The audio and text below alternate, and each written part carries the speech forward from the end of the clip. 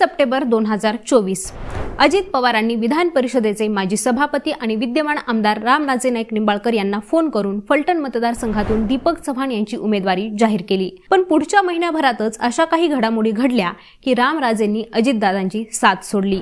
दीपक चव्हाण राष्ट्रवादी काँग्रेसच्या शरदचंद्र पवार पक्षाचे उमेदवार झाले। यामुळे अजितदादा हे चांगलेच दुखावले गेले।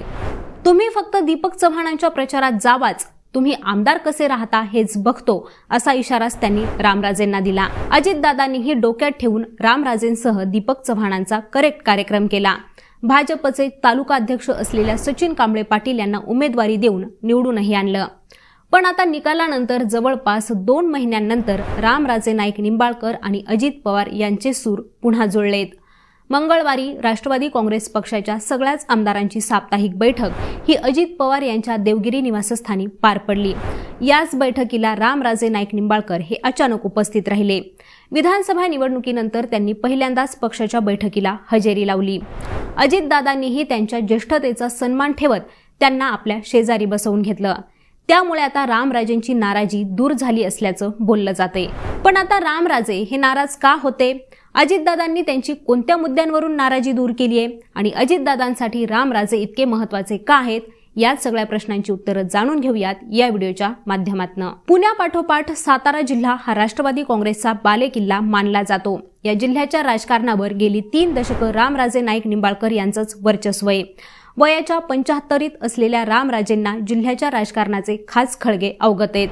छत्रपती उदयनराजे भोसले आणि अजित पवार यांचं जिल्ह्याच्या राजकारणात फारसं जमलं नाही। याच उदयनराजे भोसलेंना रामराजेंनी कायमच राजकीय शह दिलाय।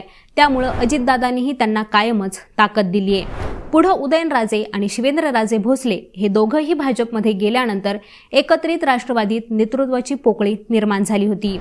बाळासाहेब पाटील, शशिकांत शिंदे, मकरंद पाटील या आमदारांना संपूर्ण जिल्ह्यात काम करताना मर्यादा होत्या, पण या मर्यादा रामराजेंना नव्हत्या। त्यामुळे रामराजे नाईक निंबाळकरांनी राष्ट्रवादीच्या नेतृत्वाची पोकळी भरून काढली। फलटण विधानसभा मतदारसंघावरही रामराजे नाईक निंबाळकर यांची गेली 35 वर्ष एक हाती सत्ता होती। ज्या वेळी विरोधक म्हणून नवीन नेतृत्व उभं राहिलं त्यावेळी रामराजेंनी त्यांची राजकीय ताकद दाखवून दिली आहे। फलटण नगरपालिका, पंचायत समिती, जिल्हा परिषद आणि विधानसभा या सगळ्याच ठिकाणी रामराजे आणि बंधू संजीवराजे आणि रघुनाथ राजे यांचंच वर्चस्व होतं। राष्ट्रवादीतील बंडानंतर उगवत्या सूर्याला नमस्कार या तत्वानुसार रामराजेंनीही अजितदादांचीच साथ दिली। पण भाजपसोबत युती झाल्यानंतर कट्टर विरोधक आणि तत्कालीन खासदार रणजितसिंह नाईक निंबाळकर हे रामराजेंच्या वाट्याला आले आणि तिथूनच जिल्ह्याच्या राजकारणात युतीतील कुरबुरी सुरू झाल्या। आमचा विरोध हा देवेंद्र फडणवीस किंवा अजित पवारांना नाही, तर आमचा विरोध हा माजी खासदार रणजितसिंह नाईक निंबाळकरांना आहे, असं म्हणत रामराजेंनी रान पेटवलं।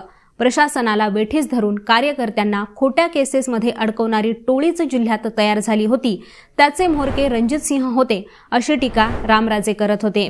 त्यातूनच त्यांनी लोकसभेला त्यांच्या उमेदवारीलाही विरोध केला। संजीवराजे नाईक निंबाळकर यांच्या उमेदवारीसाठी आग्रह धरला, पण भाजपने रणजितसिंहांनाच उमेदवारी दिली। मग रामराजेंनीही जमेल त्या पद्धतीनं विरोधात काम केलं आणि रणजितसिंह निंबाळकरांचा पराभव घडवून आणला। विधानसभा निवडणुकीवेळीही रामराजेंची हीच एकमेव तक्रार होती। भाजपचा आमदार निवडून आणण्यासाठी राष्ट्रवादीच्या कार्यकर्त्यांना त्रास दिला जातोय। त्यांचे साथीदार गल्लोगल्ली दहशत करतात। त्यांना आमदार जयकुमार गोरेंची साथ मिळतीये। फलटण मतदारसंघात गोरेंचा हस्तक्षेप वाढतोय। या दहशतीला भारतीय जनता पक्षाने सत्तेतून साथ देऊ नये, नाहीतर आपल्याला तुतारी हाती घ्यायला किती वेळ लागतो असा इशाराच ते देत राहिले। अजितदादांनीही रामराजेंशी चर्चा करण्याचा प्रयत्न केला। दीपक चव्हाण यांची उमेदवारीही फलटणमधून जाहीर झाली, पण रामराजेंचं समाधान मात्र झालं नाही। अखेर संजीवराजे नाईक निंबाळकरांसह दीपक चव्हाण यांनी राष्ट्रवादी काँग्रेसच्या शरदचंद्र पवार पक्षात प्रवेश केला आणि ते महाविकास आघाडीचे उमेदवार झाले। मग अजितदादांनीही ऐनवेळी भाजपचे तालुका अध्यक्ष असलेल्या सचिन कांबळे पाटील यांना राष्ट्रवादीतून उमेदवारी दिली।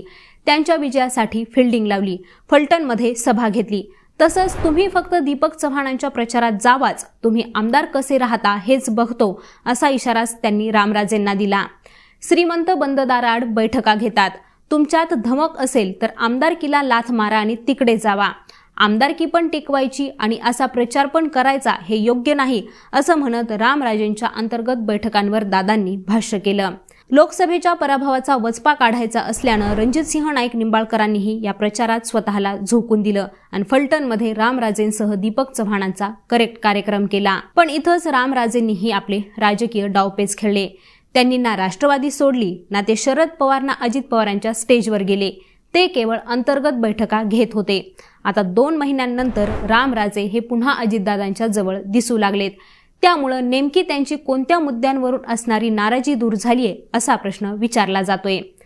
इथं एक गोष्ट समजून घेतली पाहिजे, ती म्हणजे रामराजे निंबाळकर आणि अजित पवार या दोघांनाही जिल्ह्यात काम करताना एकमेकांची गरज भासणार आहे। नगरपालिका आणि जिल्हा परिषद निवडणुकीत रामराजेंच्या अनुभवाचा अजितदादांना फायदा होऊ शकतो, तर आमदारकी शाबूत ठेवायची असल्यास आज ना उद्या रामराजेंना अजितदादांकडे जाणं भाग होतं। रामराजेंनीही अजितदादांना एक गोष्ट पटवून दिली आहे की आपला विरोध हा केवळ आणि केवळ रणजितसिंह नाईक निंबाळकरांना आहे। या व्यतिरिक्त रामराजे नाईक निंबाळकर यांची अजितदादांशी 3 मुद्द्यांवर चर्चा झाल्याची माहिती आहे। यात पहिली गोष्ट म्हणजे स्थानिक स्वराज्य संस्थांच्या निवडणुकीची आहे। यात मग फलटण नगरपालिका ते जिल्हा परिषद इथं रामराजे नाईक निंबाळकर म्हणतील तेच उमेदवार असतील। दुसरी गोष्ट म्हणजे काही दिवसात संजीवराजे नाईक निंबाळकर यांचा अजित पवार यांच्या पक्षात प्रवेश होण्याची शक्यता आहे। त्यानंतर रामराजेंची विधान परिषदेची आमदारकी त्यांना देण्यात येणार आहे आणि त्यानंतर निधीबाबतही रामराजेंनी अजितदादांना शब्द टाकलाय। आता याच सगळ्या मुद्द्यांवर रामराजेंनी पुन्हा अजितदादांशी जुळवून घेतलं असल्याचं बोललं जातंय।